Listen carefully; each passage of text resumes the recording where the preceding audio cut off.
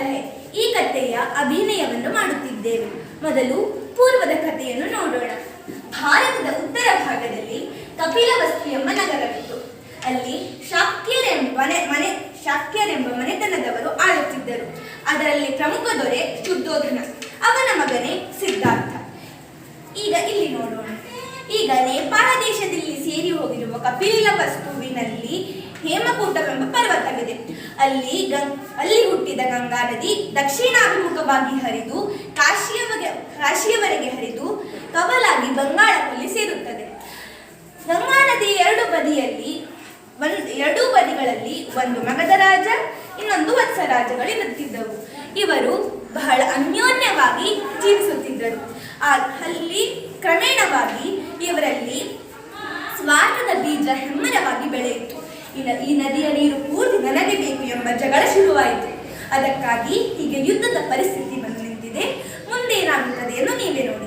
ನನ್ನ ಹೆಸರು ಅಥರ್ವ ಗಣೇಶ್ ಹೆಗಡೆ. ನಾನು ಭಗವಾನ್ ಬುದ್ಧನ ಪಾತ್ರ ಮಾಡುತ್ತಿದ್ದೇನೆ. ನನ್ನ ಹೆಸರು ಶಿವಲಿಂಗಯ್ಯ. ನನ್ನ ಪಾತ್ರ ವಸ್ತರಾಜ. ನನ್ನ ಹೆಸರು ಸಮರ್ಥು. ನಾನು ವಸ್ತ್ರಧನ ಮಂತ್ರಿ. ನನ್ನ ಹೆಸರು ರಾಹಿಲ್. ನಾನು ಮಗಧ ರಾಜ. ನನ್ನ ಹೆಸರು ಮೊಹಮ್ಮದ್ ಝೈದ್. ನಾನು ಮಗಧ ರಾಜ ಮಂತ್ರಿ. ನನ್ನ ಹೆಸರು ಫಕರುದ್ದೀನ್. ನಾನು ಮಗಧ ರಾಜ ಸೇನಾಪತಿ. ಏ ವತ್ಸ ರಾಜ, ನಿನ್ನನ್ನು ಸಾಯಿಸಿ ಬಿಡುತ್ತೇನೆ. ನನ್ನನ್ನು ಸಾಯಿಸಲು ನೀನು ಯಾರು? ನಾನು ಮಗಧ ರಾಜ. ಮಗಧ ರಾಜ ನಮ್ಮ ಜೀವದಾನೆ ಗಂಗಾ ನದಿ. ಅದನ್ನು ಕಿತ್ತುಕೊಂಡರೆ ನಿಮ್ಮನ್ನು ಬಿಡುತ್ತೇನೆ ನಾನು. ಮಾತಾಡುವುದು ಸಾಕು, ಯುದ್ಧ ಮಾಡೋಣ. ಅದಕ್ಕಾಗಿ ನಾನು ಕಾಯುತ್ತಿದ್ದೇನೆ ಅಲ್ವಾ? ಶುರುವಾಗಲಿ. ನಿಲ್ಲಿಸಿ. ಇದಕ್ಕಾಗಿ ಯುದ್ಧ ಮಾಡುತ್ತಿದ್ದೀವಿ. ಏನಾಯಿತು? ಬುದ್ಧದೇವರಿಗೆ ನಮೋ ನಮಃ.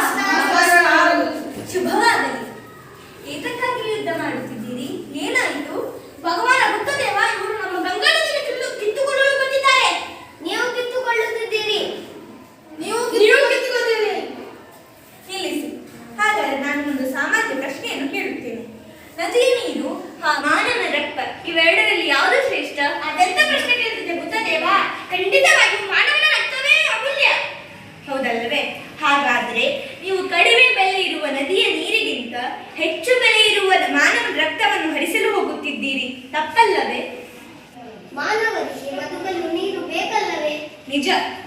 ದ್ವೇಷದಿಂದ ದ್ವೇಷವನ್ನು ಸಾಧಿಸಲು ಹೋದರೆ ಕೊನೆಗೆ ಸಿಗುವುದು ಈರ್ಷೆಯೇ. ಮೊದಲು ನೀವು ಹೇಗಿದ್ದೀರಿ?